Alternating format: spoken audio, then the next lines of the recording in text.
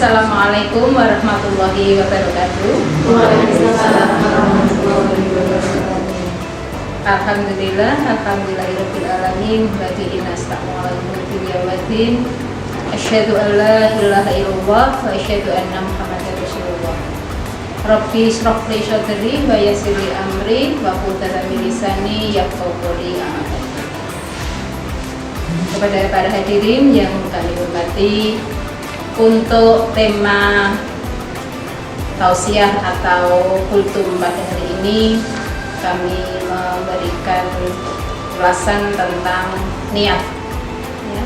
Jadi kita harus mengetahui arti dari niat dulu, bahwa semua kegiatan yang kita lakukan pada waktu kita melakukan kegiatan, baik itu keseharian, entah itu rutin atau tidak, itu kita harus memiliki dasar untuk niat dulu ya.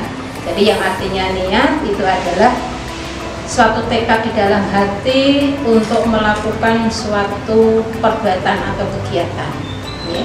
Dimana dari niat itu sendiri kita harus bisa memiliki dasar apakah niat itu berangkat dari hati kita atau tidak. Jadi kalau niat sesuatu pekerjaan yang akan kita lakukan diawali dari niat, itu insya Allah niat itu akan ada pahalanya. Jadi semua kegiatan yang kita lakukan, baik itu dalam kegiatan dinas, dalam kegiatan rumah, untuk merengkuh istilahnya keluarga, untuk melayani kebutuhan suami, kebutuhan anak di rumah, itu semuanya harus didasari dengan niat.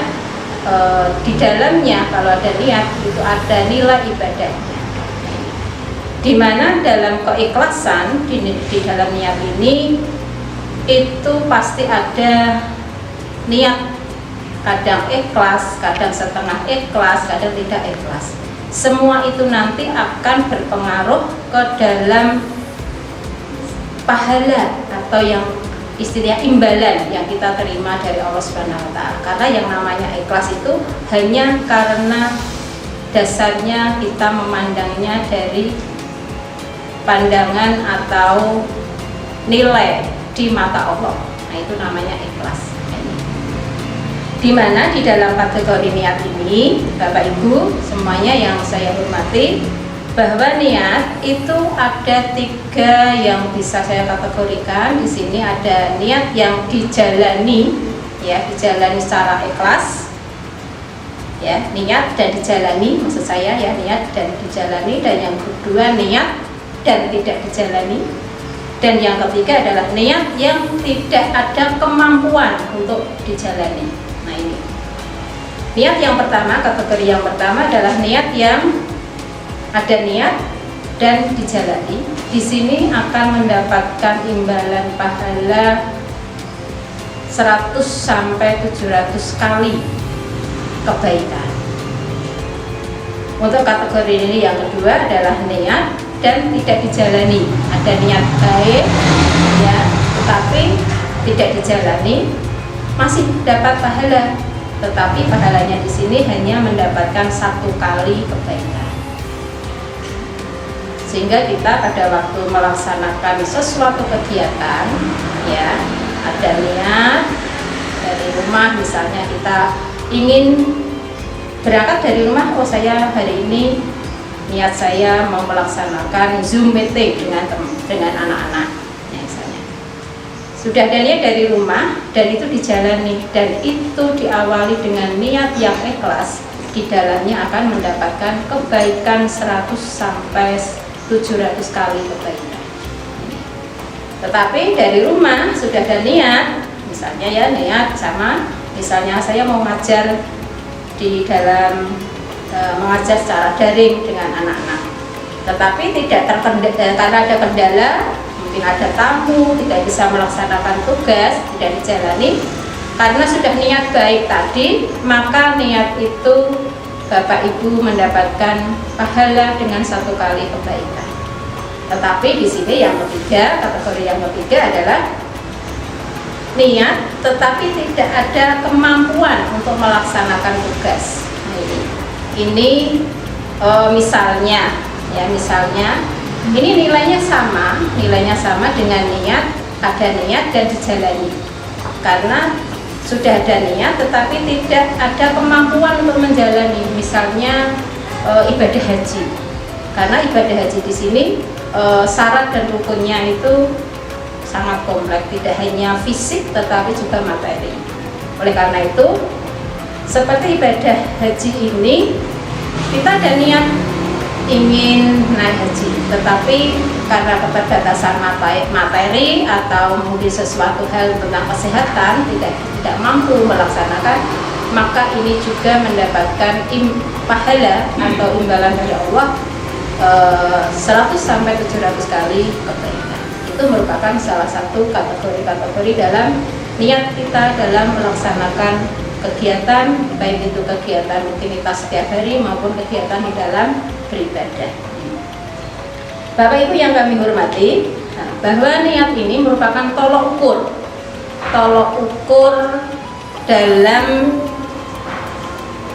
beribadah kita ini diterima dan tidaknya. Jadi sesuatu hal, maka saya mohon Bapak Ibu semua yang hadir di sini, apapun kegiatan yang Bapak Ibu lakukan, entah itu sifatnya kegiatan yang tidak kedinasan maupun kedinasan, mulai sekarang niatlah awalilah kegiatan apapun itu dengan niat yang ikhlas, niat yang baik. Insya Allah dengan niat yang ikhlas itu tadi atau nanti itu bisa menjadi ladang amal kita, ladang pahala kita, sehingga meskipun kegiatan itu ringan menurut kita, tetapi kalau dilandasi dengan niat yang baik, niat yang tulus, maka kegiatan tersebut akan mendapatkan ridho dan mendapatkan pahala dari Allah Subhanahu wa Ta'ala, dan itu menjadi tabungan kita besok di akhirat. Selanjutnya, untuk niat di sini di dalam hadis riwayat Al-Bukhari di sini, bahwa di sini yang dimaksud dengan niat di dalam hadis innamal a'malu binniyat, ya di sini. Di sini artinya bahwa sesungguhnya amal itu tergantung dengan niat. Tadi sudah saya katakan bahwa kegiatan apapun, entah itu nanti kita lakukan secara rutin atau secara berkala, atau itu merupakan kegiatan yang kita lakukan, itu semuanya harus dilandasi dengan niat, khususnya niat yang ikhlas. Karena nanti kalau panjenengan semuanya niatnya itu tidak ikhlas atau setengah hati, kita sudah bersusah payah melaksanakan tugas, entah itu tugas di rumah atau tugas di sekolah, itu tidak ada nilainya kalau tidak dilandasi dengan niat yang ikhlas. Yang kedua, di sini ada hadis lagi yang mengatakan man amila amalan laisya alaihi amru ala wa umma rots. Ya, ini. Jadi barang siapa yang mengerjakan suatu amal yang tidak kami perintahkan, maka amal itu tertolak. Jadi semua pekerjaan yang kita lakukan agar niat kita itu ada pahalanya adalah kita sesuaikan kegiatan itu yang diperintahkan oleh Allah. Yang diperintahkan oleh Allah. Jadi tanpa ada perintah dari Allah, itu kalau kita laksanakan, maka pekerjaan itu akan sia-sia karena tidak ada pahala di dalamnya. Itu sudah panjenengan perso semua amalan-amalan apa yang kita niati dengan ikhlas, dan pahala-pahala apa saja yang bisa kita terima, itu panjenengan bisa bisa kita lakukan dalam kegiatan kita sehari-hari.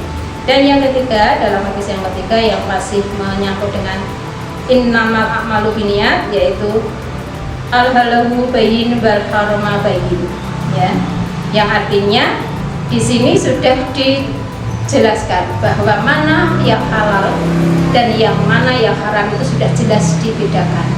Oleh karena itu, karena ini ada hubungannya dengan niat, maka kalau kita sudah mengetahui hal-hal yang haram, maka kita tidak usah memiliki niat untuk melaksanakan. Jadi kita diperbolehkan hanya melaksanakan niat-niat yang sifatnya halal. Nah ini, karena yang namanya haram jelas itu sudah larangan, sehingga meskipun tidak ada niat maupun niat, tetap di dalamnya kalau melaksanakan itu akan mendapatkan dosa. Itu jadi kesimpulannya di sini dalam kultum di siang hari ini, bahwa untuk niat itu adalah suatu tekad hati untuk melaksanakan kegiatan atau perbuatan yang kita lakukan. Tekad ini harus didasari dengan ikhlas, karena kalau didasari dengan ikhlas, otomatis di dalamnya akan mendapatkan ridho dari Allah dan mendapatkan kebaikan yang berlipat-lipat, yaitu di antara 100 sampai 700 kali kebaikan. Begitu, saya akhiri dulu kultum pada siang hari ini. Kurang lebihnya saya mohon maaf. Wabillahi taufiq wal hidayah. Assalamualaikum warahmatullahi wabarakatuh. Waalaikumsalam warahmatullahi wabarakatuh.